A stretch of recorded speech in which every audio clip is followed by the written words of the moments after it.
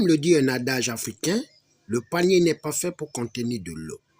C'est dans ce cadre que le natif de Lambaréné, patriote et ancien diplomate, avec un parcours sans reproche, converti en politique pour contribuer à la composition du puzzle du bien-être social du Gabon, a ouvert la porte du siège de l'USP à notre rédaction le week-end dernier. J'étais chargé d'études au ministère des Affaires étrangères au Gabon, et de là je suis allé directeur de l'antenne du Centre gabonais du commerce extérieur en 1989.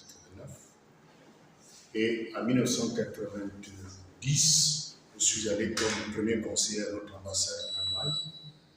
Et de 1990 en 1994, et en 1994, je suis allé comme ambassadeur du Gabon en Angola. Je suis resté en Angola ambassadeur. De l'Angola, je suis allé à Sao Tomé. De Sao Tomé, je suis allé au Liban. Du Liban, je suis rentré à Libreville comme ambassadeur itinérant, militant du Parti démocratique gabonais, jusqu'en 2009. Et j'ai occupé la plus haute fonction du parti après la mort de Georges Weah dans la province du Gabon, à ma qualité de représentant personnel du président fondateur du Parti démocratique gabonais. J'ai démissionné de ce parti en juin 2009, à l'arrivée d'Ali Bongo, parce que je voyais que ça se dessinait au sein de l'appareil du parti, que c'est Ali Bongo qu'il voulait mettre au devant de la scène. Et donc, par conséquent, j'ai pensé qu'il était plus que judicieux en ce qui me concerne de me retirer du Parti démocratique gabonais. J'ai démissionné, je suis parti. Et donc, c'est à partir de là que je suis allé avec Oyemba, que j'ai soutenu en tant que coordinateur général adjoint de sa campagne. Et nous sommes allés à l'Union nationale où je suis resté très peu de temps. Et je me suis mis en marge du fonctionnement politique pour venir ensuite rentrer à nouveau dans l'activité politique en créant l'Union socialiste progressiste il y a exactement 8 ans. Face à l'ébullition du Nouveau Gabon après la prise du pouvoir par l'armée, 20 minutes après l'annonce des résultats tronqués des élections du 26 août, le numéro 1 de l'Union socialiste progressiste USP affirme d'avoir vu le mal du Gabon depuis 2009 en quittant le bateau PDG. Et je n'ai jamais apprécié le fait qu'Ali Bongo soit président de la République au Gabon. Parce que pour moi, Ali Bongo n'avait pas ni la compétence, ni les mérites nécessaires pour pouvoir diriger l'État. C'est ça qui m'amène à démissionner du Parti démocratique gabonais. La première chose. La deuxième chose, les reproches que les uns et les autres ont pu me faire en cet instant-là, du fait que je sois parti du Parti démocratique gabonais, et surtout de la mitoyenneté qui était la mienne avec le président Bongo, ils m'ont dit que j'avais trahi leur parti. Ces mêmes personnes aujourd'hui sont venues me voir pour me dire 10 ans plus tard, pour me dire merci. Et que j'avais eu raison plus tôt. Et ils sont venus me remercier. J'avais pensé qu'Ali n'avait pas le mérite nécessaire. Et que d'ailleurs, depuis 2009 jusqu'en 2023 aujourd'hui, Ali n'a fait que voler l'élection. Il n'a jamais été élu au Gabon. Jamais. En 2009, j'étais avec Oyemba. En 2016, j'ai demandé qu'on vote Mamboubou. Parce que je pensais qu'Ali n'avait pas le mérite nécessaire pour pouvoir diriger l'État. Donc je me suis retiré de la scène. Nous nous sommes retirés.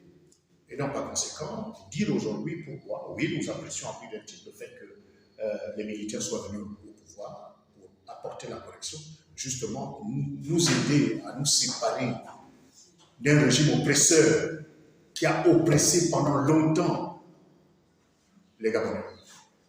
Les Gabonais, dans leur propre pays, vivaient dans la misère, une misère noire, excessive.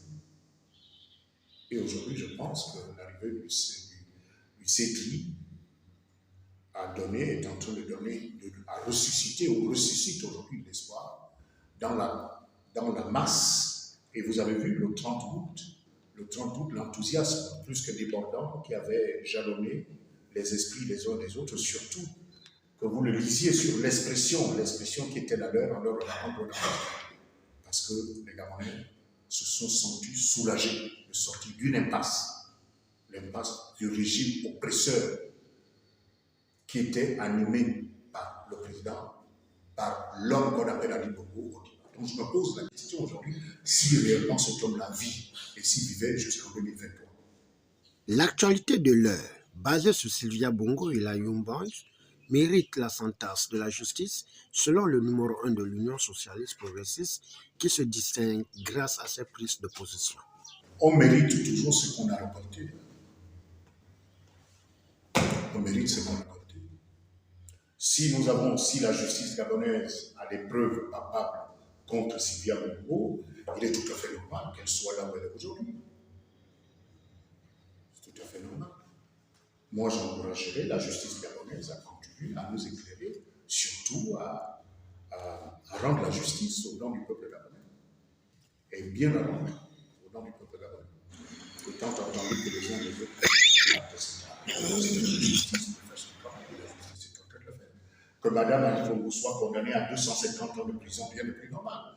Qu'elle soit condamnée à 3 ans de prison, rien de plus. Qu'elle soit condamnée à 3 ans de prison, rien de plus normal. Mais si la justice aujourd'hui nous dit, le verdict de la justice dit qu'elle se sent coupable, n'est-ce pas, des actes qu'elle a posés, il est tout à fait normal que la justice fasse son travail. Et si elle est condamnée à 700 ans de prison, elle reste 700 ans de prison. Pitié, on ne peut pas éprouver une pitié pour une personne qui a spolié le Gabon. Avec elle, toute la jeune, comment vous l'appelez, la Yuta, tous ces gens-là ne méritent que ce que ne méritent, ne sont que l'expression de la volonté des actes qu'ils ont posés. Donc, c'est à eux d'assumer leur responsabilité aujourd'hui face à la justice gabonaise, parce qu'ils ont pillé ce pays. Il convient de noter que son Excellence Henri Mbiraze invite le CTI à converger les forces pour la réussite de la transition, pour le nouveau départ de la refondation du Gabon pour un meilleur avenir. Et pour cela, nous ne pourrons qu'applaudir de 2 mains et de 2 pieds, n'est-ce pas, le CETRI qui est là aujourd'hui et qui est en train de faire son travail. Donnons à ces militaires la possibilité de pouvoir sortir le pays de l'impasse dans laquelle ils se trouvent. Ça fait 1 mois qu'ils sont au pouvoir, 1 mois et demi. On ne peut pas déjà porter un jugement de valeur sur les gens qui ne sont là que depuis 1 mois et demi. Quand on sait que le régime ignominieux, destructeur, tueur d'Ali est resté 14 ans et qu'il a assujetti le peuple gabonais à la mendicité, au vol, à l'insulte, à tous les maux misérables qui puissent exister sur cette terre.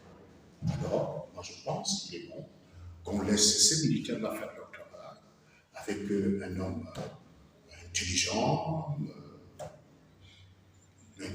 comme le général de brigade Clotaire Oligui. Donc, laissez Oligui Nguema faire son travail et nous verrons dans 1 an, dans 2 ans, ce que ça donnera. Et c'est seulement à ce moment-là que nous pourrons apporter une critique, que nous pourrons apporter un jugement de valeur. Donc, ce qui est important, c'est que le Gabon sorte de la misère